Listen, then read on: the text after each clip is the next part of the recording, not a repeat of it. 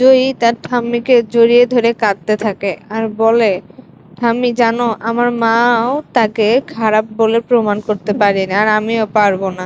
তখন ঠাম্মি বলে, তুমি কার কথা বলছো? তখন জয়ী খুব ভয় পেয়ে যায় আর ঠাম্মিকে ধরে কাঁদতে থাকে। বলে, এরপর জয়ী ঠাম্মির হাত নিয়ে জয়ীর মাথায় রাখে আর বলে, তোমাকে আমার দিব্যি, তুমি এ কথা কাউকে বলো না। তখন ঠাম্মি জয়ীকে জড়িয়ে ধরে বলে, কে তোমার থেকে তোমার মাকে আলাদা করবে? আমি দেখে নিব।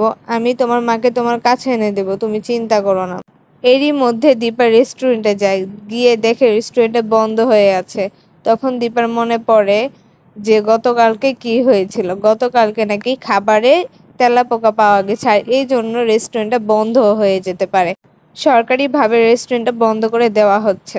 দীপা তখন ভাবে যে যেভাবেই হোক আমাকে সবকিছু ঠিক করতে হবে।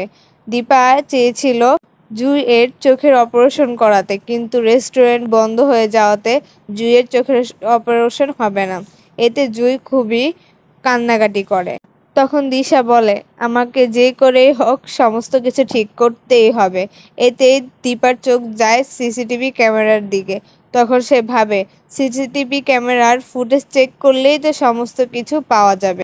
যখনই সে সিসিটিভি ফুটেজ চেক করে আর দেখতে পায় সেদিন কে যেন রান্নাঘরে ঢুকেছিল। বন্ধুরা, আমার চ্যানেলে নতুন হয়ে থাকলে প্লিজ সাবস্ক্রাইব করে দিবেন। খাবারে তেলাপোকা মিশিয়ে দিয়েছে। তখনই সেখানে সাক্ষ্যদীপ আসে। সাক্ষ্যদীপের সাথে কিছু লোকও আসে। তখন দীপা বলে, এরা কারা? সাক্ষ্যদীপ বলে, আমি রেস্টুরেন্ট বিক্রি করে ফেলবো। তখন দীপা হাত জোর করে সাক্ষ্যদীপের কাছে 7 দিনের সময় চায়। তো বন্ধুরা, আপনাদের কি মনে হয়, আসলে কি রেস্টুরেন্টে বিক্রি করে দেওয়া হবে?